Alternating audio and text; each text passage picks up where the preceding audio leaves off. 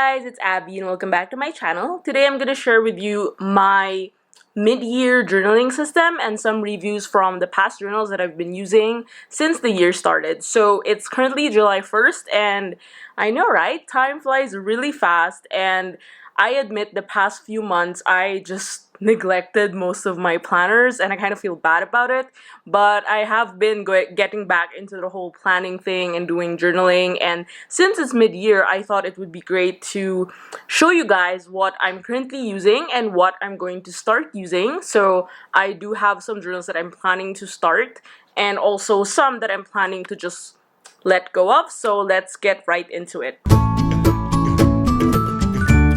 So the first category is of course planners, and you will know from my previous journaling system video, which I will link down below. These are the planners that I use. So this one is the Let's Be Explorers planner by Everyday Explorers, which is created by my good friend Christine Herron.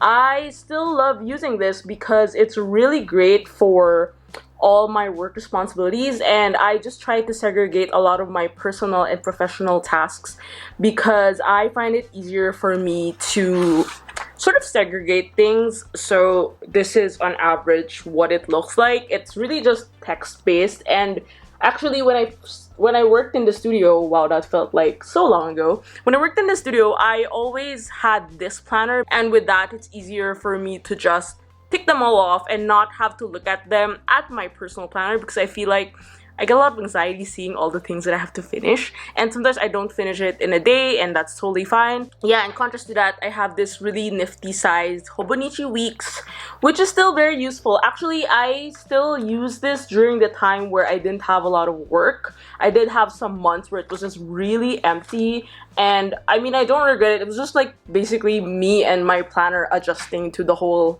stay-at-home thing and not knowing what to do.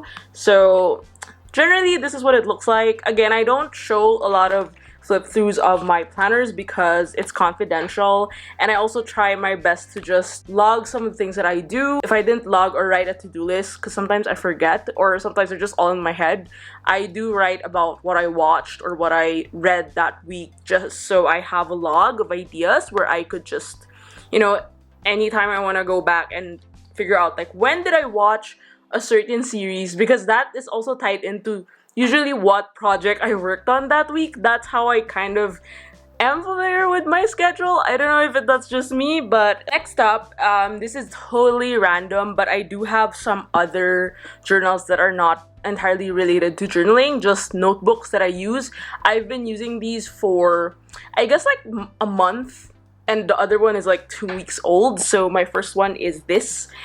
This is a Hobonichi grid notebook, I would say. I got this last year when I bought the Hobonichi Avec, which I will show later, and I decided to make it my journal for German words, for the German language. It's not yet that much filled up because I get very OC, but this is generally what it looks like. It does have some words in German, common words that I learned when I was in Germany last year, but also I did a category of like journaling, fine arts, and hand lettering, and translated some of the common words like Kunst is art, stuff like that. Schreiben is writing, I guess, something like that. So I'm trying my best to learn German. If you want to know how I learn, I do watch this channel called Learn German with Anya. I'll link it down below for you. It's just something that I've been doing since quarantine started to get myself, you know, busy with other things. So apart from that, speaking of busy with other things, I had the privilege to access Skillshare for the next 3 months. So thanks so much to Skillshare. I'm actually working with them on a video soon, which I will upload, I think, next week. Yeah, I'm gonna post more about that. So with that, my enthusiasm went up the roof because I finally got a notebook. Not really got, these are from my old stuff. I think this is a Belle de Jour notebook, and I just covered the front part with Travelers Company stickers in collaboration with House Industries. So I really love their typography. And this is basically a log notebook of my Skillshare notes. So far, I think I've attended like 4 classes. I will recommend it soon.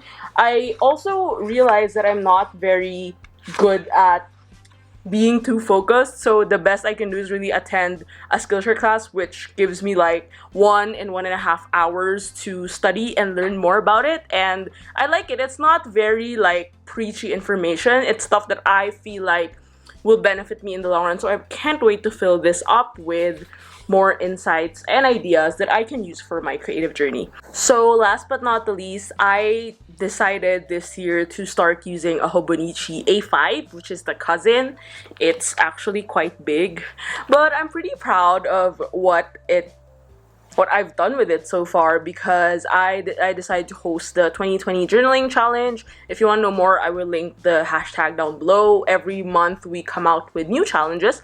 I'll also link the folder on Dropbox where you can access all the previous challenges. You can do it at any pace you like. So because of that, I have been diligently updating my journal, but the problem was, as much as I do have a lot of entries, a lot of them didn't end up being too personal. Not that I wanted it, but I also need a place where I could log all my ideas and insights, and not all of them need to be shown on camera, and I think that's what I've missed, because I used to journal. Of course, I started journaling when I was like 13, and at the time it was really all about my personal thoughts and my thinking, and I haven't been writing for a while now. I really love writing, not even to show people. It's just like I have been a writer for a really long time. I just didn't acknowledge it. And for some reason, as much as I love the Hobonichi, I have been using it a lot for experimentations with collage and especially with creative journaling, which I'm not mad at because I love it. And I think because of the good size, it's A5, it really allows you a lot of space to just wander around and really get creative. And what I like about this, it really challenges my creativity and really to hunker down and really work on the spreads. I really literally spend hours in a week doing that while watching Netflix, and it's been really therapeutic. Actually, I have not finished the last 2 pages of my June one, so I gotta do that actually after this video. So yeah, because of that, I was like, maybe I should look for another journal where I could just like log all my thoughts. And then I thought about this journal. Like, guys, I've been looking everywhere for like what journal I should use, but then I already made one. So a quick backstory on this: I wasn't on YouTube back then, but in 2016, I worked with International Fine Paper Exchange, which is IFEX. They're a paper company here in the Philippines, and we created the ABC Daily Journal, which is this one. If you're familiar with it, you would know that the previous cover was in like a teal color, and since it sold out pretty fast, we decided to re-release it, but with a new color and also a new stitching here. It's also in orange, because I was like shifting from before I was really into teal and it became like rust orange, and then it became like, now it's like mustard yellow, sage, blush, that kind of sphere of colors. I think, it's just me, getting older and like liking different colors, or just get sick of a certain color. But yeah, I decided to create this, and it's not very big. The sizing is enough.